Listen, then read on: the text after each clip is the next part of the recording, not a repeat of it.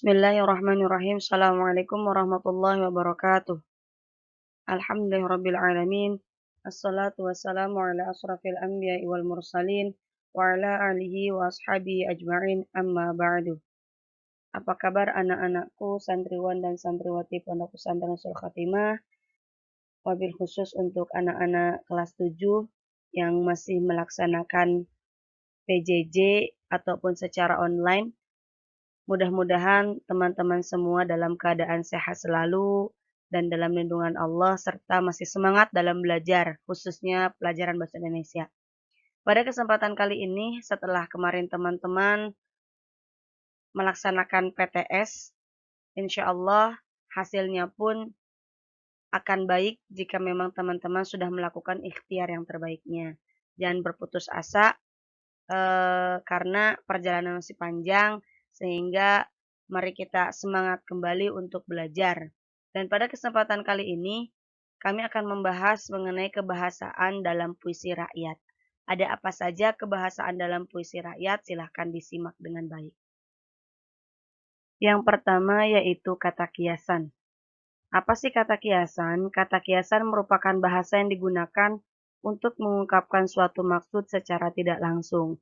Jadi, ketika kita menulis pantun, syair, ataupun gurindam, kita boleh menggunakan kata-kata kiasan ataupun kata-kata yang mengungkapkan maknanya tapi secara tidak langsung. Misalnya, ketika kita ingin menyampaikan bahwa orang itu sombong, kita tidak usah menggunakan kata sombong, tapi menggunakan ungkapan ataupun menggunakan bahasa lain, sehingga bahasa di sana terbaca ataupun terdengarnya lebih bagus. Contoh misalnya kata kiasan itu, yang pertama ada besar kepala atau sombong. Yang kedua ada buah tangan atau oleh-oleh. Yang ketiga ada tangan kanan atau orang kepercayaan. Kemudian yang terakhirnya ada darah biru atau keturunan bangsawan. Nah, dari keempat contoh ini adalah yang dimaksud dengan kata kiasan.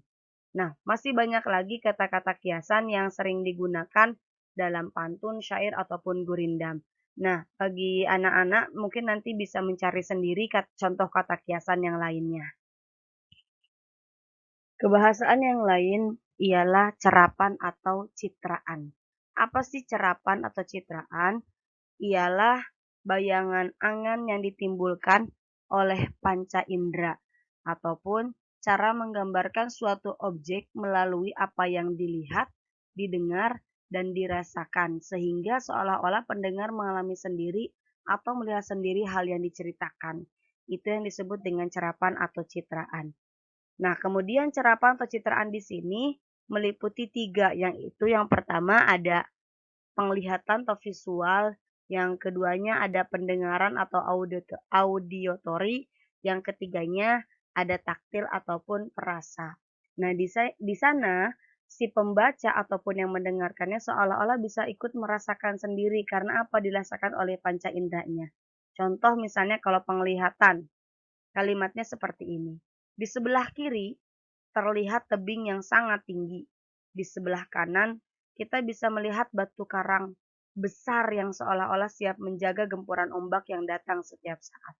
Jadi, si pembaca tersebut ketika membaca kalimat ini seolah-olah dia bisa melihat secara langsung tebing yang tinggi di sebelah kiri, kemudian di sebelah kanannya bisa melihat batu karang yang besar. Kemudian dia bisa melihat seolah-olah ada gempuran ombak yang siap menghantam batu besar tersebut. Nah, itu disebut dengan citraan atau imaji penglihatan. Kemudian yang keduanya ada pendengaran. Kalau pendengaran berarti apa? Mana yang indera apa yang aktifnya? Yaitu indera pendengaran kita, itu telinga kita yang aktifnya. Di sini kalimatnya debur ombak pantai terdengar berirama. Jadi seolah-olah si pembaca ataupun pendengarnya seolah-olah bisa mendengar ada deburan ombak. Nah, kemudian yang terakhir yaitu perasaan atau taktil. Nah, kalau perasaan indera apa? Jadi dia bisa merasakan. Misalnya kalau perasaan kan bisa dengan kulit. Nah, misalnya rasa hangat berbaur dengan lembutnya hembusan angin sore membuat hati tenang. Jadi dia seolah-olah merasakan ada hembusan angin, kemudian merasakan hati yang tenang, itu perasaan. Jadi indera di sana, mau penglihatannya, pendengarannya, ataupun perasaannya, semuanya aktif. Ketika kita menulis pantun ataupun kita membaca pantun, seolah-olah dari kalimat-kalimat yang ada di dalam bait pantun tersebut, kita bisa melihat, bisa merasakan, bisa mendengar. Ataupun ketika kita mendengarkan syair, seolah-olah kita bisa melihat objeknya secara langsung, mendengarkan objeknya secara langsung, ataupun merasakan apa yang di dalam objek tersebut. Itu yang disebut dengan cerapan ataupun citraan. Mudah-mudahan teman-teman, anak-anak bisa bisa menangkap apa yang kami sampaikan. Dua hal itu saja yang kami sampaikan mengenai kata kiasan dan juga citraan.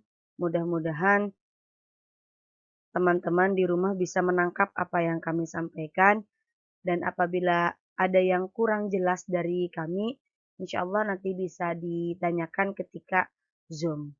Teman-teman di rumah sehat selalu, salam untuk keluarga, dan doakan kami di sini selalu sehat. Itu saja dari kami, kurang lebihnya mohon maaf. Wabillahi taufiq wal hidayah.